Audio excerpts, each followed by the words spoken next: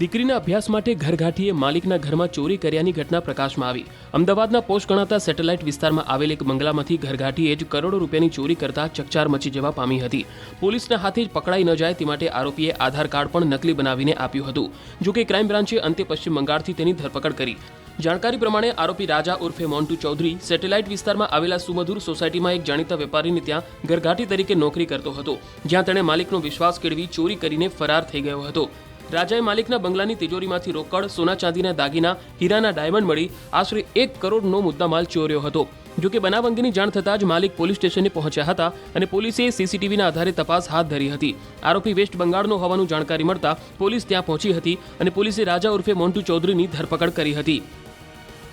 ગઈ અઠવાડિયામાં satellite police સ્ટેશનમાં એક ઘરઘાટી ઓલમોસ્ટ 1 કરોડના ઉપરાંત ચોરી કરી ભાગી ગયો હતો અને જે એને ઓળખપત્ર આપ્યા હતા એ બધા ફેક ઓળખપત્ર હતા।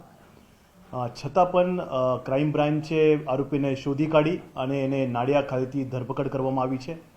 આરોપી પાસેથી 7 લાખના ઉપરાંત મુદ્દામાલ કબજે કર્યા છે અને એવું જાણવા મળ્યું છે કે એ આરોપી એનું નામ રાજા ઉર્ફે મોન્ટુ ચૌધરી છે। એ નાડિયા જિલ્લાનો રહેવાસી છે અને અલગ અલગ જગ્યાએ ઘરઘાટીનું કામ કરે છે અને એને દેવું થઈ જતા એને છોકરી એની મેડિકલમાં અભ્યાસ કરે છે અને મેડિકલમાં અભ્યાસ કરતાં કરતાં એ શૈક્ષણિક લોન તેમજ પર્સનલ લોન લીધી હોય અને દેવું થઈ જતા એને ઘરઘાટીની ચોરી કરી ઘરઘાટી તરીકે રહી અને ચોરી કરી હતી અને ચોરી કર્યા પછી પૈસા એને લોનમાં વાપરી દીધા હતા। ઉલ્લેખનીય છે કે પકડાયેલ આરોપી રાજા ચૌધરી પોતાની પુત્રીને ડોક્ટર બનાવવા માંગતો હતો, જેથી તેણે મેડિકલના અભ્યાસ માટે લોન લીધી હતી। અન્ય કારણોસર લીધેલ લોનના નાણાં ભરપાઈ કરવા માટે તેણે ચોરીનો પ્લાન બનાવ્યો હતો, જેના માટે તે સેટેલાઇટ વિસ્તારમાં આવેલ એક બંગલામાં ઘરઘાટી તરીકે કામે લાગ્યો હતો, જ્યાં તેણે માલિકનો વિશ્વાસ પણ કેળવી લીધો હતો। એને જે ચોરી કરી હતી એમાં કેશ તેમજ દાગીના તેમજ સોનું અને ડાયમંડ એ બધું હતું અને પર્લ્સ પણ હતા।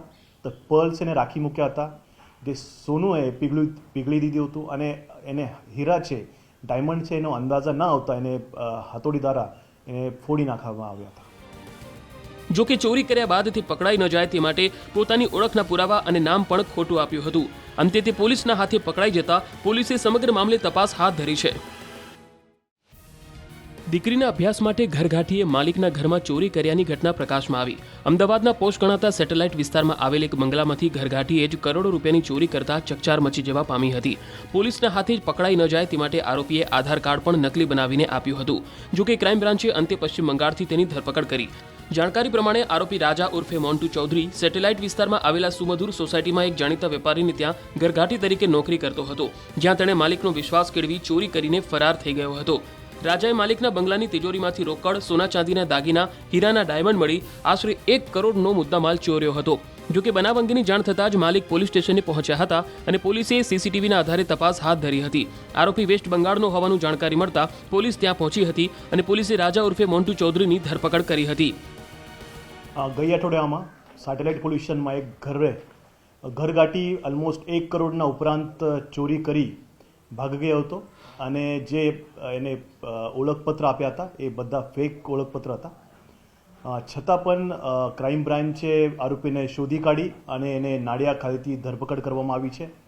આરોપી પાસેથી 7 લાખના ઉપરાંત મુદ્દામાલ કબજે કર્યા છે અને એવું જાણવા મળ્યું છે કે એ આરોપી એનું નામ રાજા ઉર્ફે મોન્ટુ ચૌધરી છે। એ નાડિયા જિલ્લાનો રહેવાસી છે અને અલગ અલગ જગ્યાએ ઘરઘાટીનું કામ કરે છે અને એને દેવું થઈ જતા એને છોકરી એની મેડિકલમાં અભ્યાસ કરે છે અને મેડિકલમાં અભ્યાસ કરતાં કરતાં એ શૈક્ષણિક લોન તેમજ પર્સનલ લોન લીધી હોય અને દેવું થઈ જતા એને ઘરઘાટીની ઘરઘાટી તરીકે રહી અને ચોરી કરી હતી અને ચોરી કર્યા પછી પૈસા એને લોનમાં વાપરી દીધા હતા।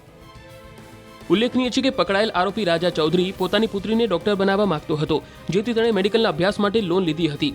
અન્ય કારણોસર લીધેલ લોનના નાણાં ભરપાઈ કરવા માટે તેણે ચોરીનો પ્લાન બનાવ્યો હતો, જેના માટે તે સેટેલાઇટ વિસ્તારમાં આવેલ એક બંગલામાં ઘરઘાટી તરીકે કામે લાગ્યો હતો, જ્યાં તેણે માલિકનો વિશ્વાસ પણ કેળવી લીધો હતો।